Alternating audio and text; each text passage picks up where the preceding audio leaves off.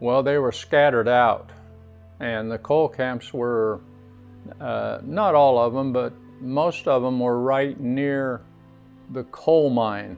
And there were several coal mines in the Wauchier area. I can show you a map that has the names of all of them. Well, in the 1860s, there were probably in Keokuk County in the 1860s, there were probably around 100 coal mines. Well, the big thing with Wauchier was the coal itself. Coal was a commodity that was in high demand, and it brought a lot of people to Wauchier for employment. In the 1870s was when people from outside of our area and people with coal mine interests started realizing that Wauchier and this area had such a big coal deposit, and so they started coming in and asking farmers if they could use their land or purchase the land or have mineral rights. They furnished enough coal there, at least for the Northwestern Railroad, that they didn't need to get coal anywhere else. So what are we doing today?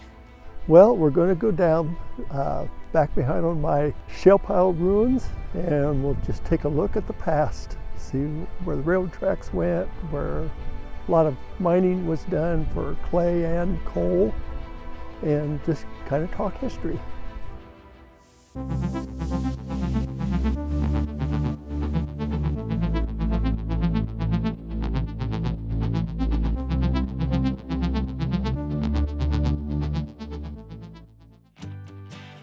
The demand for the coal was so high that the word was out that Wauchier had all this coal, and so people was coming from, even from other countries. And so it brought in a lot of people, brought the population up very fast in Wauchier. This is the boiler that was used to hoist the coal out of the mine shafts when they was mining coal. And they used a steam engine to pull the cars up the steep ramps or steep tracks. Down in the mines themselves, they used ponies or mules. I think mostly what they used here was ponies because the coal depth was so low. So they had to go with the smaller ponies to do that.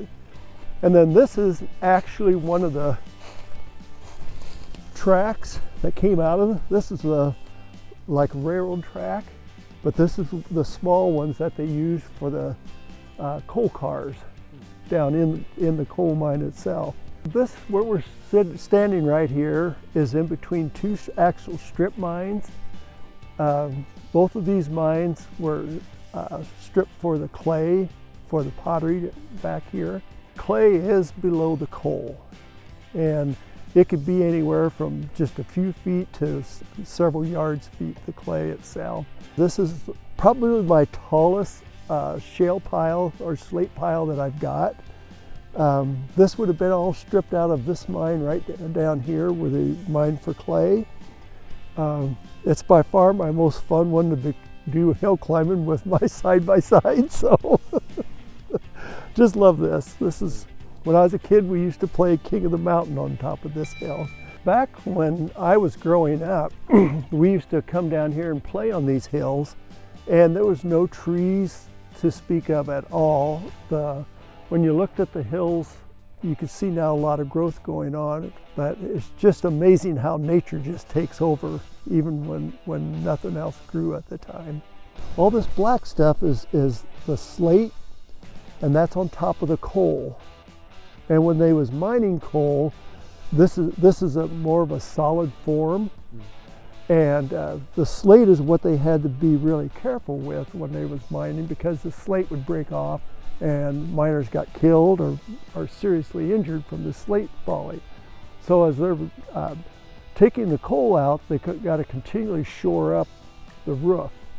They put poles and stick them in the ground, and then they put something across to hold that slate up there to keep it from falling down. So that's what you're looking at, is what's on top of the coal here. Now imagine a crane sitting down there, digging the dirt out, and then swinging the boom all the way up to here to dump it. Oh man. Oh, that's something I wish I could see, like Oh in my. real life. Oh yeah.